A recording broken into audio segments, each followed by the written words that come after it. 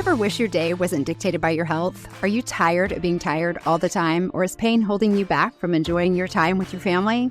Would you like to manage your symptoms holistically, but you just don't know where to begin? I am so excited that you're here. This podcast will help you understand how natural remedies work so you can relieve your symptoms and live a fuller life. My name is Penny. I'm an occupational therapist, past pharmaceutical rep, a mom, and a wife with a strong faith, and for 25 years, I battled through debilitating Crohn's disease. I took all the medicine and did all the surgeries that stole so much time with my family, but never truly healed me. I finally realized if I was going to survive this disease, I needed to open my stubborn eyes to alternative solutions. I researched how perfectly our bodies work with plants and a lifestyle that made my health less of a burden to my family and aligned so beautifully with my faith and my medical training. If you are ready to reclaim your life with holistic options that are easy to implement as a busy mom and provide relief that lasts, this is the podcast for you.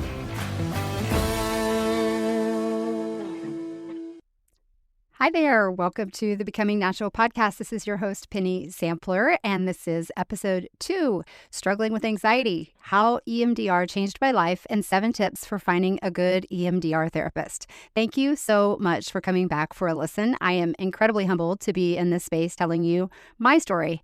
I might repeat myself at times, not remembering what I have shared in the past, but it's important for me to impart that this health story of mine truly began when I was in high school, showing the first symptoms of my illness. However, the faith piece of my journey began when I was a young mom to 3 boys under the age of 5 living in the Woodlands, Texas. 3 significant moments occurred completely unrelated to the other at the time. First, I was asked the dreaded question, for me anyway, would you share your testimony? Nothing made me more nervous. To that point, I had lived a pretty idyllic life. I was raised in a close family with a strong faith beginning in Dallas, Texas. I was raised on the most idyllic block of primarily 4 families in a row and 8 kids, all within the same ages. To the kids, it meant 4 sets of toys, 4 pantries, 2 tree houses, unhindered access to 3 additional houses, extra parents, and a perfect childhood. We made mud pies in our tree houses and rode bikes for miles with no helmets. Gasp, played in the thunder and the lightning, racing boats made of leaves down the curbs in the rain. We climbed trees, had thousands of lemonade stands, and spent many summer nights of Spotlight, Ghost in the Graveyard, hide and seek. But when my dad whistled, my sister and I had to go home immediately. To date, I am still in touch with the Hanover gang, my very first friends in life, and no matter where they are still the top of the treasured friends list. We raised each other. We sadly moved when I was in the 4th grade and reinvented yet another pretty idyllic life in a small town this time.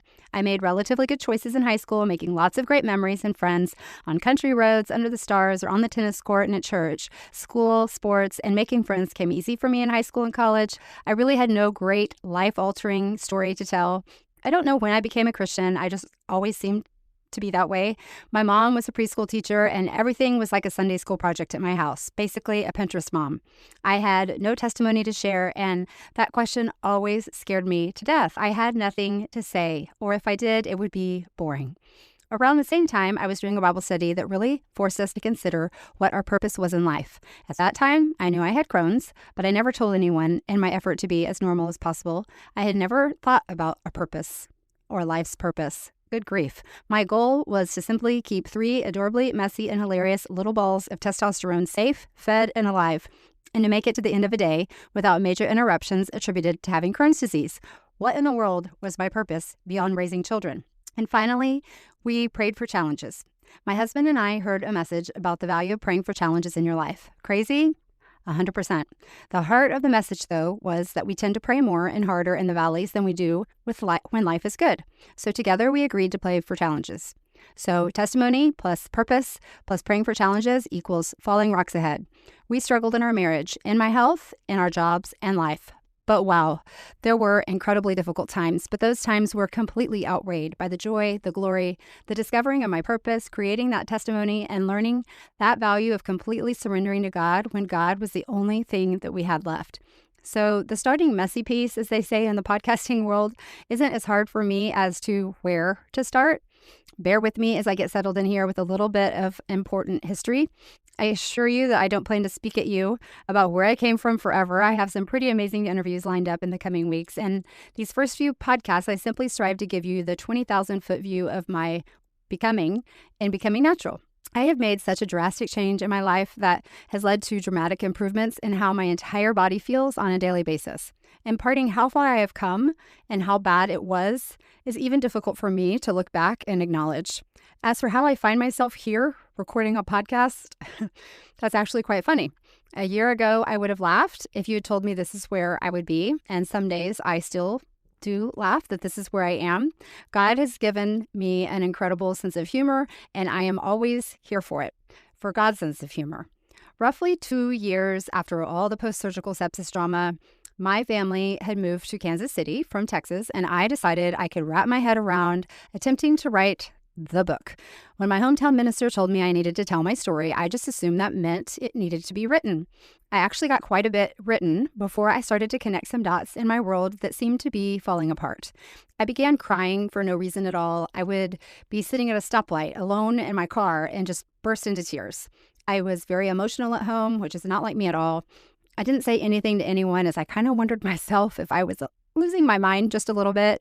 And one day, my sweet husband, with as much grace and gentleness as he could muster, said, "Do you think you need to go talk to someone?" While it had truly never even crossed my mind to go talk to someone, I knew as soon as he said it that he was right. Something was wrong with me. My MO all my life has been to fix myself by powering through. I had no idea how to fix my brain.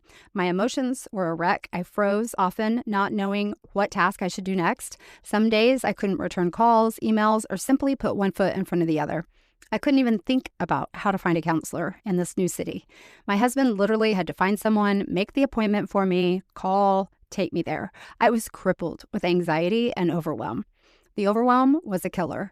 The Penny that my friends and family knew could knock out 50 tasks in a day, was super organized on top of everything. She was nowhere to be found. I could not put one foot in front of the other some days. Just getting my kids out the door to school was all I could do. More than a couple tasks in a day completely overwhelmed me to the point of freezing. My default power through button was to dig deeper. Naturally, I tried to dig in and volunteer more with the kids' schools. I got a job doing PRN OT work. I tried to busy myself in an effort to just keep moving. Not only did that backfire, it just made my life more chaotic and less manageable. And I said yes to way too many things. And instead of inserting peace and rest, I was in a new town trying to meet people and help my kids get involved, running with my hair on fire. When I finally realized I was causing myself more harm than good, I realized I needed to make some big changes in my life. I started by going to the counselor my husband called, and crazy as it seemed at the time, I couldn't even tell her what was wrong with me. Each time my mouth opened, the tears poured out, I had the ugly cry, and I kept saying, "I don't know why I'm crying." I had just beat the odds of severe sepsis and physically bounced back to a place where no one in Kansas City knew I was ever sick. But the emotional wounds, I realized I was on a much bigger struggle bus than I ever knew sitting in that chair, trying to tell this sweet woman very simply that I had had a traumatic health crisis several years ago. She was perfectly patient and kind, but after a couple of visits, I felt like I was paying to sit in the corner and cry. I wasn't really clear on what the goal was. Where were we headed? I didn't look forward to it at all. I was very aware that I needed to talk to someone, but this was not the one. It wasn't until I met with a second counselor that we really clicked. She ultimately explained that the fact that my emotions were not tied to the specific thoughts and completely irrational, unrelated to the moment, like crying at a stoplight, meant that I was struggling with PTSD. I have learned through all of my struggles to try to be very open with anything I've experienced. I wasn't always that way, but I found that I could help so many people when I opened my mouth and I shared what I was going through. I felt terrible saying that I had PTSD. In fact, I told very few people because PTSD seems like it should be reserved for someone who has seen horrific war or had horribly traumatic experiences. But as my counselor explained to me, I had gone through a battle of my own. It was traumatic, and my brain couldn't reconcile it at all. But I was well. My body was healed, or so I thought. It had been 3 years since my final surgery to zip me up tight. To say my brain was broken kind of blew my mind.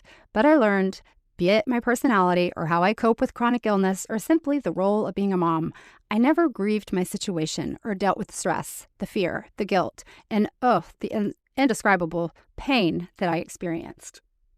I was so focused on each step that I had to take to get out of that hospital and home to my boys. If I did X, I get Y. With Y, I got to do Z.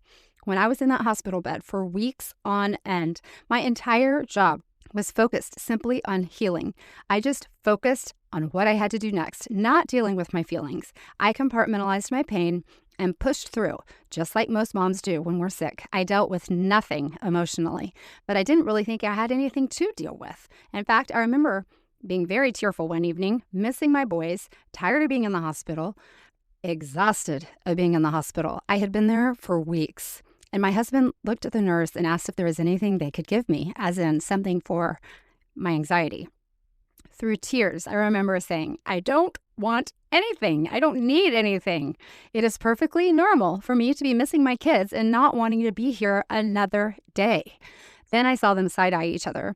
While I am sure it wasn't the first time I had taken an anxiety med in my life, it was the first time I knew that I was taking it. And when I finally agreed to let them give it to me, recognizing that maybe they saw something I didn't, it was amazing. It felt great, actually.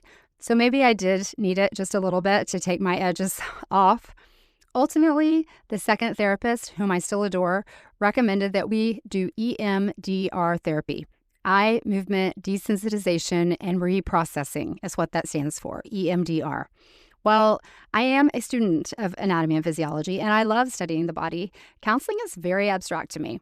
The way I understood it was that the traumas of my experience were encapsulated on one side of my brain as my body went into protective mode.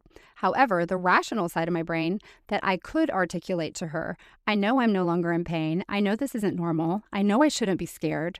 Those feelings and those thoughts were not communicating with the irrational feelings on the other side of my brain.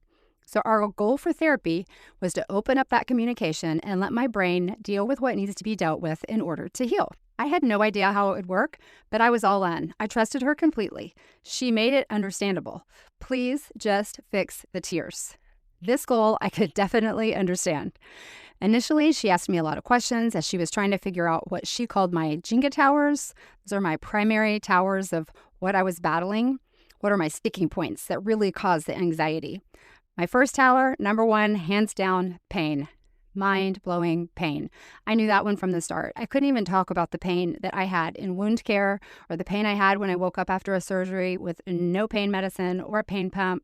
That kind of pain literally made me lose my mind. No pun intended. I lost it over and over and over again. The worst days of my life revolve around the unspeakable, unbearable pain that I endured. I might have to gear up for that episode, but I'm bearing it all. So that might take some time and I will do it someday. Big goals there.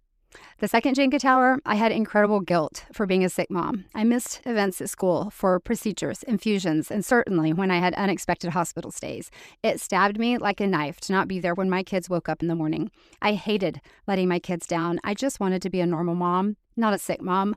I was supposed to be home by Mother's Day after my initial surgery to remove my stomach, and when things were complicated, I stayed an extra week. It absolutely killed me that my boys had to visit me in the hospital on Mother's Day.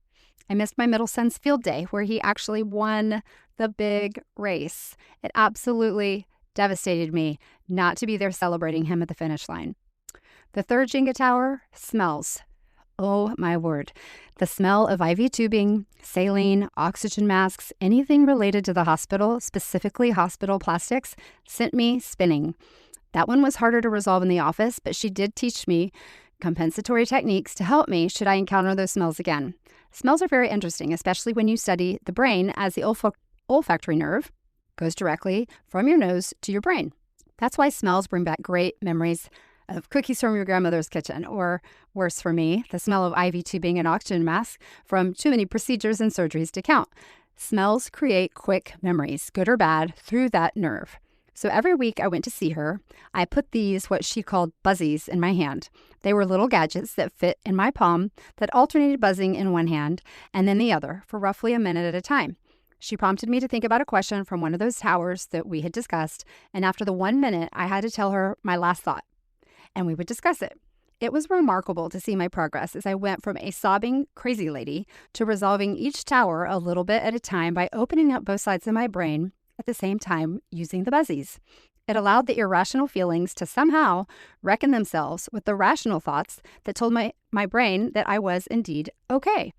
I was lucky or unlucky enough that my sweet son had to have a minor surgery during this time, and when I went back to be with him as they prepped him for surgery, the plastic tubing rolled out for the IV, and my heart started to race and my hands got clammy, and all I could do was look for the fastest escape route. I had to get out of there. That smell memory was a bear, but the rational part of me that wanted to be there for my son and the get me the heck out of there part had to duke it out with some breathing. And for me, praise and worship music gives me incredible peace. I popped in one AirPod and played my playlist, did some breathing, and I so beautifully came out of the flight portion of fight or flight mode, and I am fairly certain my son never caught on. Incredibly empowering it was to have worked through myself a red flag situation all alone. I was making steps in the right direction, and I was really, really quite proud of myself for that moment. I finally graduated from EMDR when I was able to talk about those Jenga towers without the tearfulness, without anxiety, and I felt confident that my hemispheres were talking to each other. Therapy ultimately came to an end, and when I did the buzzy routine and I had nothing on my mind when the buzzies stopped, it was really quite amazing. There were no last thoughts to discuss, which meant we had hopefully taken down the last of the Jenga towers. I have occasional moments, I will admit, where I might feel a fleeting pain that tries to send me down the rabbit hole of irrational thinking, and I have to capture my thoughts before they get carried away. I've had several whiffs of plastic tubing or saline, but for the most part, I can see that coming, and I'm pretty good at avoiding getting in those situations or breathing and talking myself through them healthily, especially because I work at a hospital, so I encounter those smells quite often, which I guess is pretty good practice. Or not the best place to be. Either way, I've worked through them. And finally, my boys that were 10, 8, and 5 at the time are now 20, 18, and 15. And occasionally I will ask a leading question about those days, and they have almost no memory of my ever being in the hospital. Or if they remember anything, they remember having grandparents at the house all the time and playing with friends a lot. Praise the Lord. I'm not going to lie, EMDR was hard work. My appointments were Friday mornings, and I was so grateful to usually have an open schedule afterwards to go home, take a nap, as my brain was stretched and truly healing. It was a physical, taxing workout for my brain, and I was exhausted. I am not sure how any kind of talk therapy ever got a bad rap, why there is any stigma associated with seeing a counselor, because I was so sad when my sessions ended. I genuinely looked forward to my Friday mornings because I could tell they were making a big difference in my life. I was less tearful. I was a better communicator at home. I was happier. I had less anxious feelings. It was a game changer for me. After going through EMDR, I think everyone needs someone to talk to that is not in their daily life, even if it's not EMDR.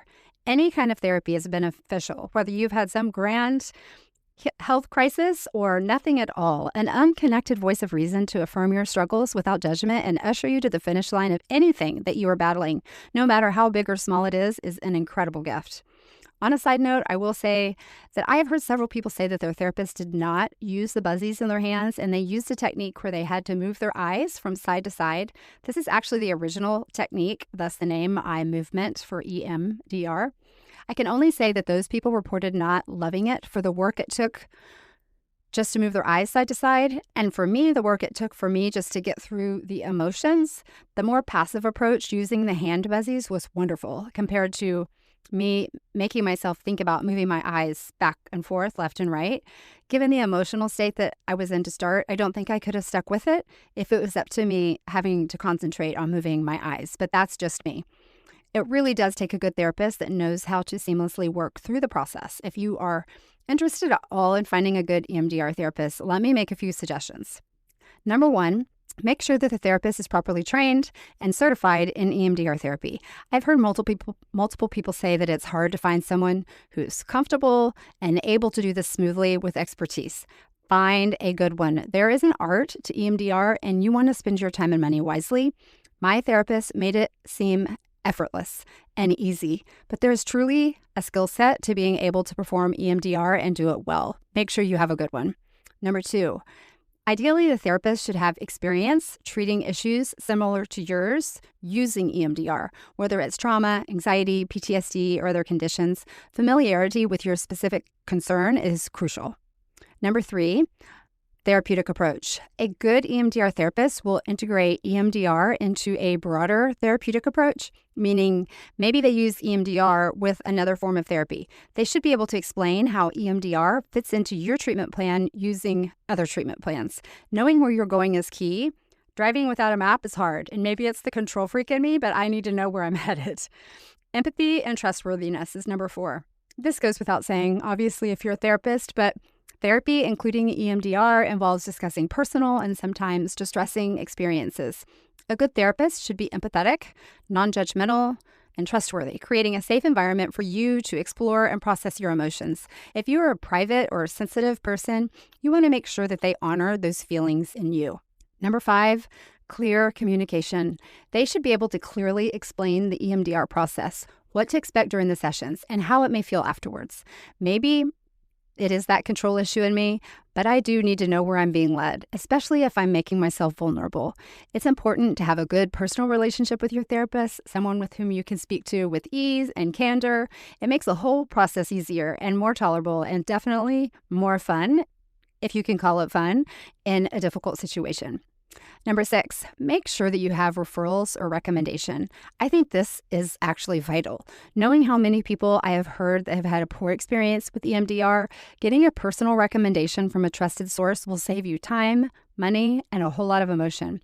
I think it works for everybody. You just have to find someone who can do it well. And finally, number 7, compatibility. Trust your instincts. Therapy is a collaborative process, and feeling comfortable with your therapist is essential for effective treatment. If you don't feel a connection after a few sessions, it's okay to explore other options, just like I did. It doesn't mean that I didn't like that first therapist, but you're in therapy to help you, not to worry about hurting the other therapist's feelings. Find someone that you have a great connection with. Find someone you can talk to. That compatibility is so, so important. Overall, finding a good EMDR therapist involves finding someone who is not only skilled in EMDR, but also someone you feel comfortable opening up to and working with towards your goals. Their goals should be your goals. For the anatomy and physiology girl in me, the more I study and learn about our brain and its ability to heal, the idea of EMDR is that we are creating new connections in our brain that are healthy and rational. We let those old unhealthy connections go and let the grass grow over them. Leave them in the dust. There is so much more to the brain-body connection to maintain good overall physical health than we have ever given credit to in the past. I am very mindful to not let my thoughts detour back to the guilt, back to the pain, the stress, or those darn smells that sneak up on me. It is very easy to slip back into those old pathways if you aren't careful. Don't give those thoughts space in your brain. Let go of them as quickly as they arrive. And if you can't, then get back to that EMDR therapist for a tweak. It is remarkable that I can now have a coherent, non-tearful conversation and share my entire healing journey from surgeries, trauma, stress, and pain, and my really darkest days of my life that I so desire to do without getting emotional. I haven't burst into tears at any stoplights lately. And for crying out loud, I'm doing a podcast on it. Who ever thought? That's the sense of humor that God has. And by the grace of God, I was able to write a complete chapter in an anthology devotional without a tear. So I wish you the best. If you need to use EMDR or any kind of therapy, please look for an EMDR therapist that knows what they're talking about. Get referrals. Go in for a test drive. See what you think of the therapist. See if you jive, if you get along, if your personalities work together. I cannot recommend it more. I think that it is probably one of the most vital tools that I have in my belt that got me through so much of the trauma that I endured in my life. So I hope you have a wonderful day. I hope that this blesses you, and I will talk to you again next week. Thank you so much for tuning in today. If you've enjoyed today's episode, hit that follow button, leave a 5-star review if you're so willing, and help spread the message of Becoming Natural by sharing it with a friend. Check out the resources in the show notes and join the email list to stay on top of all the latest and greatest happenings at Becoming Natural as we roll out exciting new things while we grow. Until next time, take those baby steps to a more natural life and always give yourself grace. Progress, not perfection, is the goal. See you next week.